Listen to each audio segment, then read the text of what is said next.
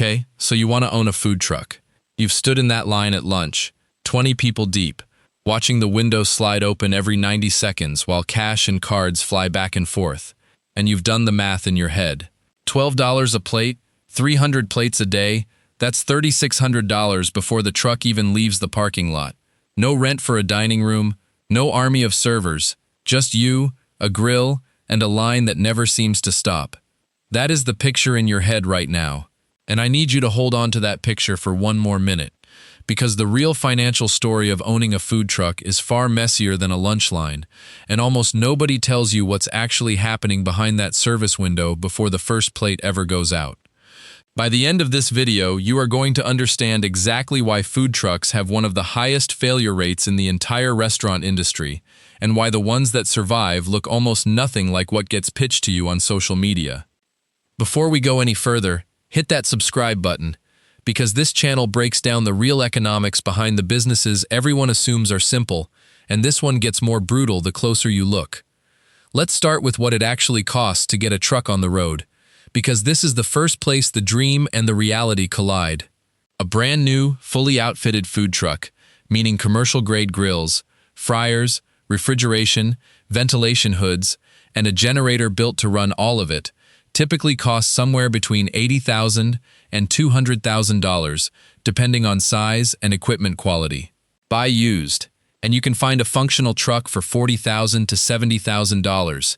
But used trucks come with their own risk: aging engines, outdated electrical systems, and equipment that may not pass your local health inspection without expensive retrofitting.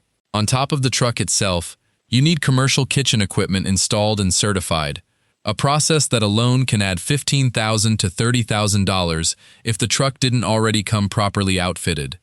Then come the permits, and this is where first-time owners consistently underestimate the real cost of entry: a mobile food vendor license, a health department permit, a fire safety inspection for your propane and cooking equipment, and in many cities, a separate commissary kitchen agreement, since most municipalities require food trucks to prep and store ingredients in a licensed commercial kitchen overnight, rather than the truck itself.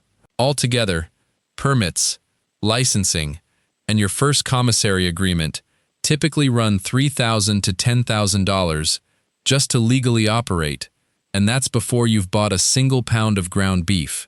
Add branding, a wrap for the exterior of the truck that actually makes people stop scrolling their phones and look up, typically running $3,000 to $8,000, plus initial inventory, point-of-sale hardware, and working capital to survive the slow opening weeks. And a realistic all-in launch cost for a food truck lands somewhere between $100,000 and $250,000, which is nowhere close to the $20,000 number that gets thrown around in the videos that made you want to do this in the first place. Now here's where it gets interesting, because the truck itself is honestly the easy part to understand. The real financial commitment of owning a food truck is not the upfront number.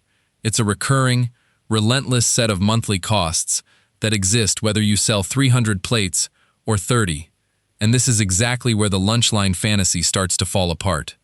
Food cost typically runs 28 to 35% of revenue for a well-run truck, meaning on that $12 plate, roughly $4 disappears into ingredients before you've paid for anything else. Labor is the next major line item, and even a small truck needs at least one additional person on the line during peak hours, because a single owner trying to cook, take orders, and handle money simultaneously is a bottleneck that directly caps your daily revenue, and one part-time employee at even a modest hourly wage adds another $800 to $1,500 a month. Then there's fuel, and people almost always forget this one, because a food truck burns diesel or gas not just to drive between locations, but to run a generator powering the grill, the fryer, and refrigeration for hours at a stretch, adding another $400 to $800 a month, depending on how many events and locations you're rotating through. Propane for cooking typically adds another $200 to $400 monthly, and commissary kitchen rental fees, the fee you pay to legally store and prep food overnight, usually run $500 to $1,500 a month depending on your city. If you've subscribed already, thank you, and if you haven't yet, this is genuinely the moment, because what comes next is the part that actually decides whether a food truck becomes a real business or a very expensive, very mobile hobby. Let's talk about location, because this is the single biggest hidden variable in this entire business, and it's almost never explained honestly before someone buys their first truck. Picture this.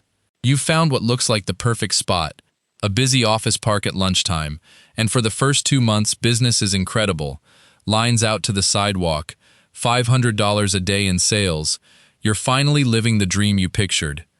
Then a new office tower 2 blocks away opens with its own ground floor cafeteria, or the city announces road construction that closes your usual parking spot for the next 4 months, or a competing truck simply shows up one Tuesday and parks 50 feet closer to the building entrance than you do. Overnight, your $500 day becomes a $150 day, and unlike a restaurant with a lease locking in its location, your entire business model depends on winning a parking spot every single day, sometimes literally competing with other trucks for the exact same curb space. And in many cities, the best locations require permits that are awarded through lotteries or first-come, first-served systems that mean you might not even get your preferred spot on a given day. This is exactly why experienced food truck owners never build their business around a single location, instead building relationships with breweries, office parks, festival organizers, and private event coordinators who can guarantee a booking, regardless of what's happening on any particular street corner. Because a truck that depends entirely on public street parking is one zoning change or one aggressive competitor away from a catastrophic month. This connects to something almost nobody explains to first-time owners before they sign their commissary agreement. Weather and seasonality hit this business far harder than a traditional restaurant, because a restaurant with 4 walls and air conditioning does roughly the same volume in July as it does in January, while a food truck sitting outside in 95-degree heat or a freezing rainstorm can see its lunch line evaporate entirely, and in regions with genuine winters, many truck owners see revenue drop 40 to 60% across the coldest months of the year, sometimes shutting down entirely for a season, rather than absorbing the cost of running a nearly empty truck.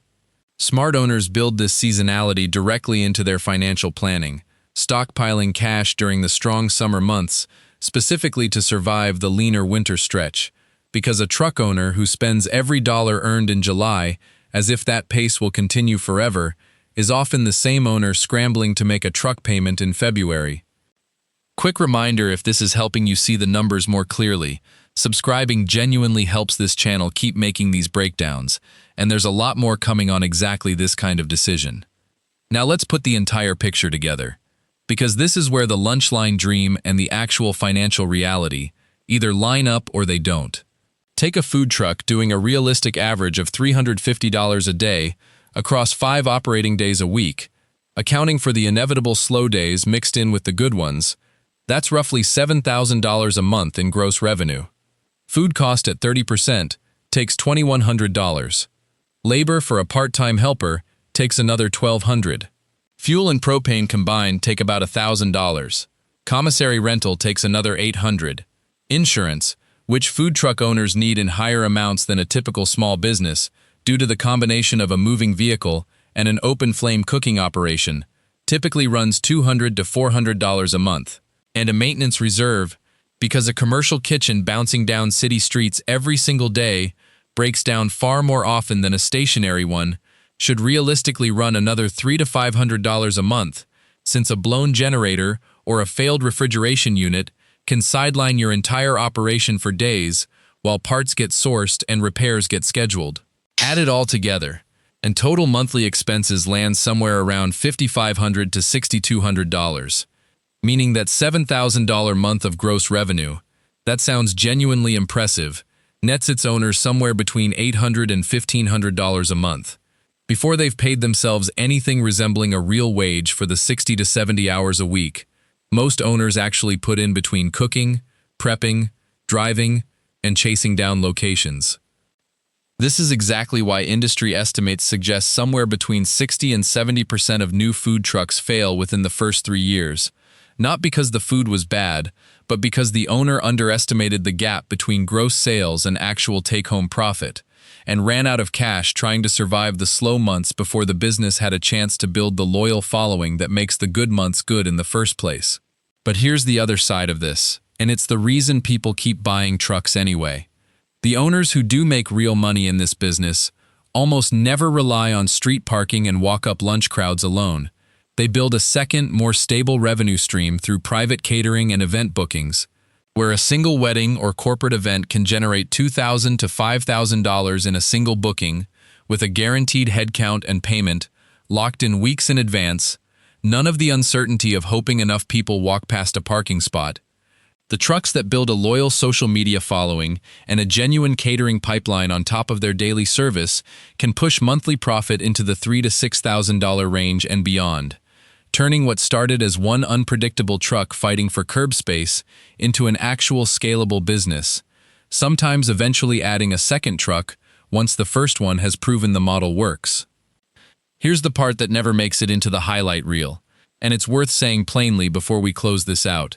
A food truck can absolutely become a real, profitable business, but almost never in the way it gets pitched, as an easy alternative to a restaurant with none of the overhead. It's actually a harder operational puzzle in some ways, because you're running a full commercial kitchen while also solving a logistics and location problem every single day, with weather, competition, and city permitting all working against you at once. The owners who make it are the ones who understood from day one that the truck itself was never the business. The ability to consistently find paying customers regardless of what the parking situation or the weather forecast looked like on any given Tuesday, that was always the real business underneath it. If this video helped you see what's actually happening behind that lunch line, do yourself a favor and subscribe, because we break down the real numbers behind the businesses people assume are simple, and this is exactly the kind of thing nobody tells you before you sign that commissary agreement.